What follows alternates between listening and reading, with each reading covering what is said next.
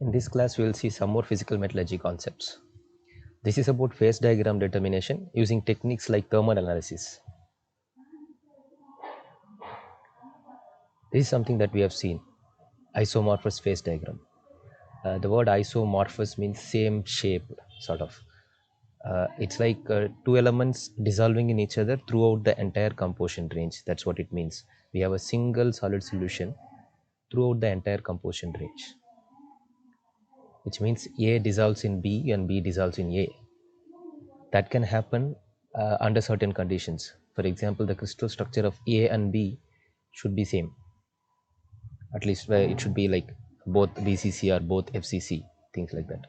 If that is the case, this kind of solubility is possible. There are many other conditions, this is one. So by having same structure, we can say same shape. So that is where this isomorphous word is derived from. So isomorphous phase diagram is very simple like this. We have a liquid zone and a liquidus line. This bounds the liquid zone, and there is a blue line here which is a solidus line. It bounds the solid state region, and in between we have liquid and solid coexisting. I'll be using this color code: orange for liquidus and blue for solidus. If there is a line between two solid domains, I use green line. We'll come to that. So we'll start uh, uh, uh, from this point, like how to get a phase diagram. The right side we have this temperature in y-axis, percentage of B in x-axis, which is composition. So how to get a diagram like isomorphous diagram from an experiment called thermal analysis, where we have temperature in y-axis and time in x-axis, and we want to have cooling curves for different compositions. So we will consider compositions like this. There is no restriction on this. This is equally spaced. But there is no restriction. We can choose any composition. 0B and 100A is this point, this left extreme point, which is pure A. And 100B, 0A is your right extreme point, pure B point. In between, we can have different combinations of A and B. So all these are different samples. So they are all taken in this thermal analysis, and we start from a very high temperature where everything is liquid. Okay, well, let's see this 0B and 100A point. So we take this sample, take it to a very high temperature so that it is completely liquid. Then we start cooling it. Let's say it is inside a calorimeter or a furnace, and we switch off the furnace. So heat is going to get extracted out of the sample, and it is going to be like a uniform extraction. The liquid starts cooling then, and after a while, though heat is going out, the temperature does not drop. Temperature is constant for a while. You can see in in y-axis you have a constant temperature horizontal line for a small period of time, which means temperature is not dropping during that time. Then temperature starts dropping, and there is a transformation from liquid to solid state at this temperature. So you can guess this is the melting point of pure A. Okay, so at that point, liquid gets transformed into solid. During the transformation, temperature does not drop. You may wonder why this happens. That will not be strictly under this lecture. I will give a small glimpse of why this happens. When liquid transforms to solid, it gives out heat. It's an exothermic transformation. You can also sense you can also sense why this line is horizontal now. That the heat which is coming out is not going to allow the temperature to drop. So the temperature is measured inside the sample, like if it is a liquid and there is a thermometer inside the liquid, something like that. And when it's transformed to solid, still the temperature can be measured. That is how the thermocouple is placed. Okay, and the temperature of the system is not dropping. The temperature of the alloy is not dropping. The exothermic heat which is coming out of the transformation helps in maintaining the temperature. In fact, this is much more complex. There are things like recalescence. Actually, the liquid goes to a temperature slightly below the solidus point and then bounce back. Only then the horizontal line comes into picture. Okay, anyway, that is an idea which we will see in nucleation growth sort of chapters. Okay, so here we have this liquid transforming to solid, and then solid cools down. Okay, this happens in pure A case. These 2 points will consider the point at which liquid starts to disappear and the point at which it completely disappears. Okay, in between these two, liquid and solid coexist. Okay, so we will take these temperature points, which these two are actually same temperature. Okay, we will take these two, map it to the y-axis of phase diagram. Okay, where the liquid starts to disappear and where liquid completely disappears. Those 2 points will come here. So now, since it is the same temperature, they are going to fall on a single point in temperature axis. Against this pure A composition, 0B 100A composition, we will have this point. So that's what we have taken. So now we'll go for the second sample, 20B and 80A. So here we do not have a horizontal line, we have a slightly different slope, but liquid started to disappear here, which means throughout this slope, liquid and solid coexist. And then once it is completely transformed to solid, solid cools at a slightly different rate. So again, take the 2 points at which liquid starts to disappear and liquid completely disappears, map it into the temperature versus composition diagram. 20A, that I think, yeah, 20B, 80A. So against that, map these 2 points where liquid starts to disappear. This is where liquid completely disappears. So do that for the next case, 40-60. You get these 2 points, 60-40. 2 more points, 80-20. 2 more points, and 100, which is pure B. Okay, again, if it is pure, it's going to have a horizontal line during the transformation.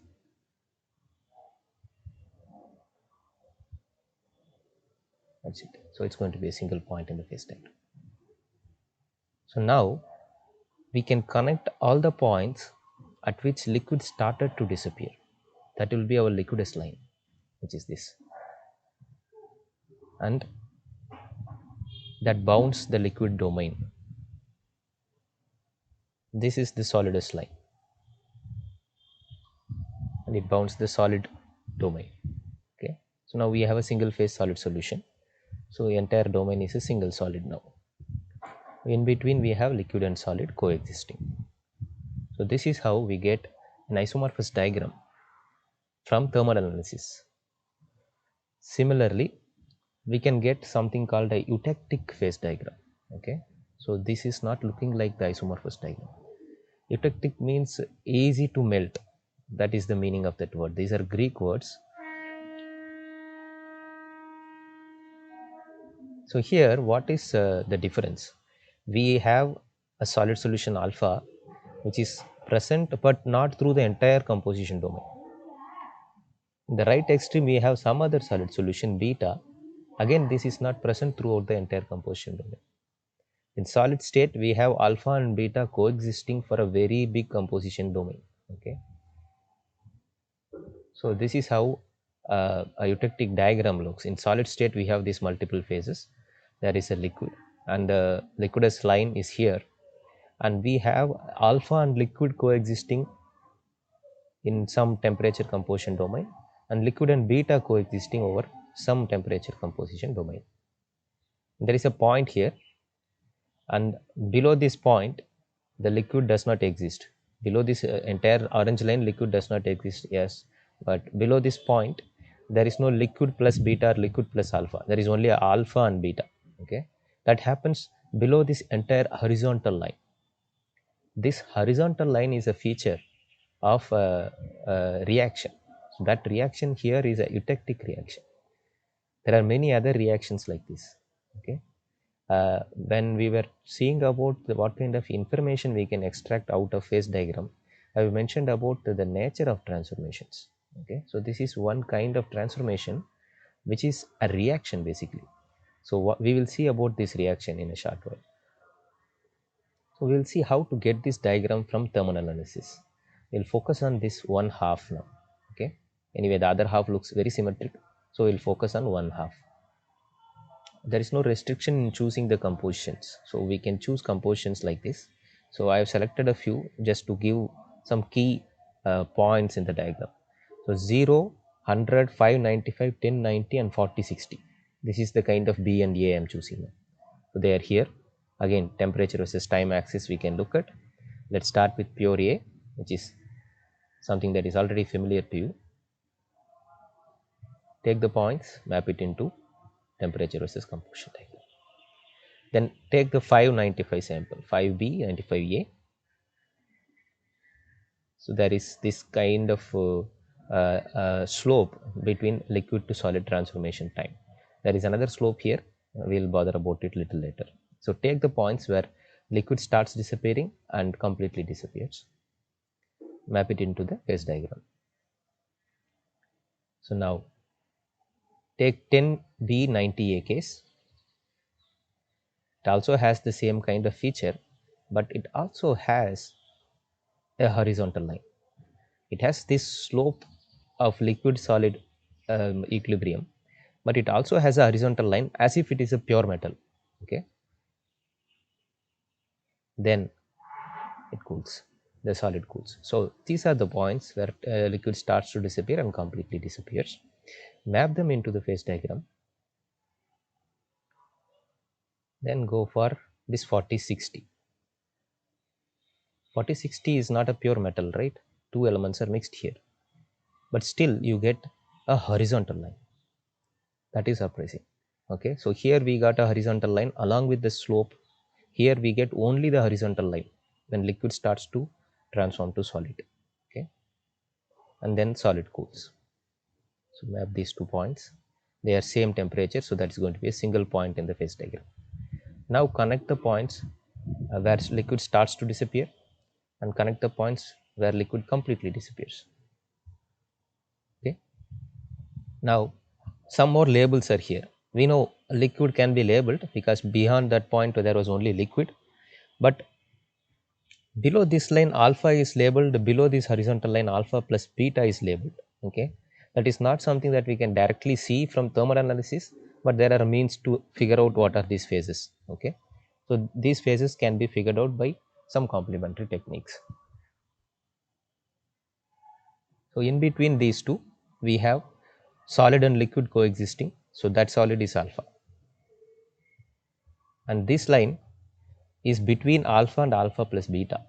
Okay, so this is also solid, this is also solid, so I'm using a green line to represent that, which is between two solid domains. Okay, and this is a two-phase mixture, this is a single phase, though they are solid, this is only a single phase. Okay, so this line you can see this is cut by this composition. If you just bring the temperature down at this part, it is cutting this, so that is the one which is corresponds to this slope change. Okay, pure alpha becomes alpha plus beta the moment this line is crossed. Okay, so that is going to represent, that is going to be having a different slope. I mean the cooling rate of that two-phase mixture is going to be different from the cooling rate of single phase alpha, so that is why there is a small slope change here. Okay, so that is not of our concern. Our concern here is mostly to do with the liquid to solid transformations. That's what is going to give us the type of diagram here. Of course, solid state transformations also can be used to figure out the reactions in solid states, and those examples of different diagrams we will see in a separate class. So now this is the one half of the diagram that we got. The other half, if we keep more samples and do the same thermal analysis, we will be getting this entire diagram. Okay, so here we have alpha in one side, beta in one side, and in between that we have this eutectic reaction in picture. This diagram shows partial solubility in solid state. So that is nothing but alpha, which is not there throughout the entire composition domain, but it has some kind of composition range, right? Which means pure A takes in some amount of B to form alpha solid solution. Similarly, beta, pure B takes some amount of A to form beta solid solution. Okay, That means there is a partial solubility of one element in the other. This is one type of eutectic diagram where eutectic reaction is present and partial solubility of elements in solid state is also present.